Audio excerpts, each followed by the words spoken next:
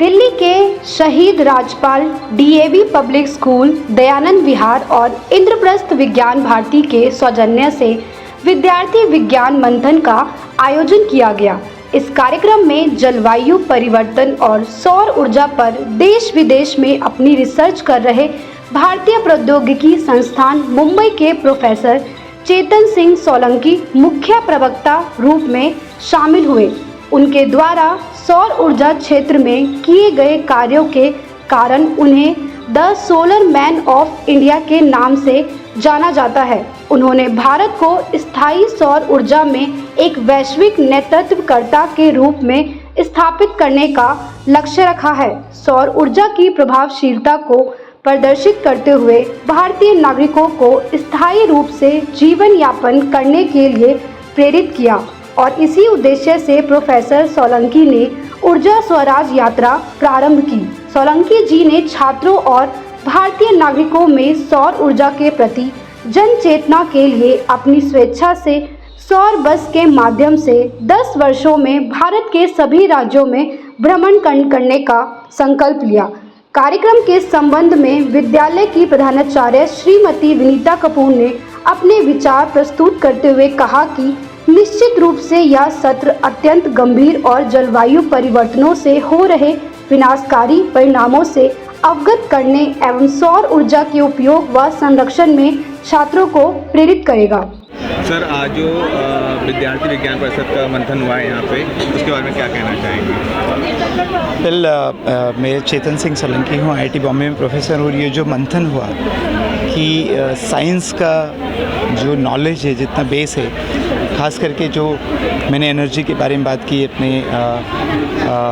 उन्होंने स्वतंत्रता में साइंस का कैसे योगदान रहा। तो साइंस एक छोटा सा विषय नहीं है। इसको हम देखें तो इसका विस्तार, इसकी गहराई, इसकी लंबाई चौड़ाई बहुत अनंत है। एक तरफ तो हम जो एनर्जी का उपयोग करते हैं जिसके कारण क्लाइमेट चेंज हो रहा है, उसको भी समझना ज़रूरी है। हमारा जो पुराना इतिहास रहा है, कैसे विज्ञान का योगदान है, उसको समझना ज़रूरी है। और आज के बच्चों को, यंग बच्चों को ये समझना ज़रूरी है कि क्यों हमें इसको समझना चाहिए और इसका जो इनडायरेक्टली जो प्रभाव होता है हमारे जीवन में, उसको समझना ज़रूरी है। खास करके जिस एनर्जी का उपयोग करके क्लाइमेट चेंज हुआ है, तो कैसे हमें इस एनर्जी को छोड़ के, जो कि कोयला, पेट्रोल, डीजल, कार्बन वाली, उसको छोड़ के सोलर एनर्जी पे 100% जाने की ज़रूरत है, ताकि ये जो इतना बड़ा क्लाइमेट चेंज जो हो चुका है धरती पर, जो हम सब करते हैं, ये बच्चों को भी समझने की ज़रूरत है कि हम जब एनर्जी का उपयोग करते हैं, मटेरियल का उपयोग करते हैं, तो क्लाइमेट चेंज करते हैं। तो सबको इसमें भागीदार बनना पड़ेगा और समझना पड़ेगा साइंस के माध्यम से कि कैसे हम कंट्रीब्यूट कर सकते हैं इसको ठीक करने के लिए। सर, आज की जनरेशन है वो एक नए युग में जी रही है। सब बच्चे के हाथ में स्मार्टफोन है, AC के बिना कोई नहीं रह पाता। आपने खुद अपना एग्जाम्पल दिया कि आप इन सब चीज़ों से दूर रहते हैं। तो कैसे इस माइंडसेट को अलग किया जा सकता है, क्योंकि आजकल ये माइंडसेट हम लोग विदेशी कल्चर की तरफ एक सिंपल तरीका है, जब हमारे पास जानकारी हो जाएगी, अवेयरनेस हो जाएगा। और मैं गांधी जी को कोट करता हूँ। गांधी जी बोलते थे कि जो कोबरा सांप होता है उसके प्रति हमें अवेयरनेस है कि यार काटेगा तो मर जाएंगे, जहरीला है। यदि हम इस बात को समझ जाएं कि ये जो एनर्जी हम उपयोग करते हैं वो बहुत डेंजरस है और किसी और को डेंजर नहीं है, मुझे और मेरे बच्चों को है, तो जिस दिन ये अवेयरनेस आ जाएगी गहराई से, अभी सुपरफिशियल है, हम लोग फिर भी करते हैं, जिस दिन गहराई से अवेयरनेस आ जाएगी, मेरे ख्याल से जैसे हम कोबरा सांप को गोद में लेके नहीं खिलाते, ठीक वैसे ही हम ये एनर्जी का उपयोग नहीं करेंगे और अपने आप से जो नेचुरल एनर्जी है, सोलर एनर्जी, उस पर शिफ्ट हो जाएंगे। तो जहाँ आप ऐसी बात कर रहे हैं, वहीं गवर्नमेंट की तरफ से प्रोड्यूस करने के लिए अलग अलग चीज़ें ईजाद की जा रही हैं कि हम ये भी लेके आएंगे, हम ये भी लेके जाएंगे। लेकिन आप कह रहे हैं कि हम एक चीज़ बनाते हैं तो 4 चीज़ों को नुकसान कर लेते हैं। तो गवर्नमेंट किस दिशा में जा रही है? See, I mean all over the world जो देख रहे हैं कि क्लाइमेट चेंज क्यों बिगड़ता जा रहा है, मतलब प्रयास तो हो रहे हैं। जैसे मैंने कहा, यूनाइटेड नेशंस की बॉडी है, थाउजेंड्स NGOs काम करते हैं, काफ़ी प्रयास, पर फैक्ट ये है कि क्लाइमेट चेंज बिगड़ता जा रहा है। इसका मतलब है कि हम या तो कहीं इस समस्या को समझते नहीं, या यदि समझते हैं तो उसको ठीक से प्रयास नहीं करते, इनफ प्रयास नहीं करते हैं। तो मुझे लगता है दोनों ही हैं। वी डू नॉट अंडरस्टैंड कि प्रॉब्लम क्या है और उसका सॉल्यूशन कैसे लाना चाहिए। और जो नेचर के नियम है, जैसे मैं हमेशा उदाहरण देता हूँ कि जो पीपल का पेड़ है, आम का पेड़ है, कितना भी पुराना हो जाए उसकी हाइट एक लेवल से ज़्यादा नहीं पड़ेगी। नेचर को अपने आप को लिमिट करना आता है, मॉडर्न ह्यूमंस को लिमिट कहाँ करना है वो पता नहीं, कहाँ ग्रोथ को रोकना है वो पता नहीं, इसलिए we are in our own problem, अपना खुद का ही नुकसान करते जा रहे हैं। जितने जल्दी हम ये समझ लेंगे उतने जल्दी हमारा, हमारे बच्चों का हम जीवन रहने लायक बना पाएंगे, वरना जो हो रहा है हम सबका अनुभव है कि किस तरह से कितनी तेज़ी से बिगड़ता जा रहा है। हमारे यहाँ पर हमारा एक छोटा सा प्रयास था कि हम यहाँ पर 400 बच्चे लेकर आए जो विभिन्न स्कूलों से थे और टीचर्स थे, हमारे यहाँ पर इंटेलेक्चुअल गैलरी थी।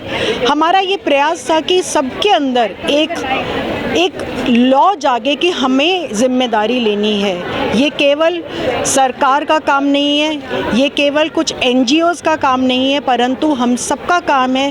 तभी आज जो है मैं का विचार आया कि मुझे करना है, हमें किसी और के प्रति नहीं देखना, मुझे करना है और ये आत्मसात होना बहुत ज़रूरी है। सरकार अपने प्रयास कर रही है, सब NGOs प्रयास कर रहे हैं, सोलंकी जी बहुत प्रयास कर रहे हैं, लेकिन अब समय आ गया कि जब हर एक जागरूक व्यक्ति को आगे खड़े होकर ये प्रयास करना है कि हमें बदलाव लेकर आना है और वो बदलाव मुझसे शुरू होगा।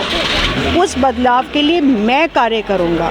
मैम, जैसे सोलंकी जी ने बताया कि हर चीज़ एक जो हम ईजाद कर रहे हैं उसके कहीं ना कहीं काफ़ी नुकसान है, तो आने वाले जो जनरेशन चल रही है, आपके स्कूल में बच्चे पढ़ रहे हैं, उनके लिए आपने कुछ एक्स्ट्रा इस तरीके का सेशन क्लासेस वगैरह अरेंज कराएं डेली बेसिस? हमारे ये बिल्कुल, हमारे विद्यालय में एक इको क्लब है, वो इको क्लब हमारा 1990s से चल रहा है और बच्चे उसमें प्लांटेशन ड्राइव्स करते हैं, रिसाइकलिंग ऑफ वेस्ट मटेरियल करते हैं, plastic, we believe in no plastic.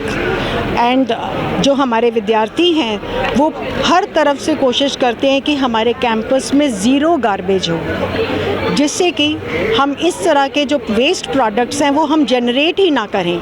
जैसे उन्होंने कहा कि प्रिवेंशन ज़्यादा ज़रूरी है क्योर से, तो जो हमारा ग्रीन गोल्ड क्लब है, जिसको जो इको क्लब की तरह से स्कूल में काम करता है, उसके जो वॉलंटियर्स हैं, एम्बेसडर्स हैं, उनका पूरा प्रयास रहता है कि हम अपने एनवायरनमेंट की कंजर्वेशन के लिए, प्रोटेक्शन के लिए सदा काम करें।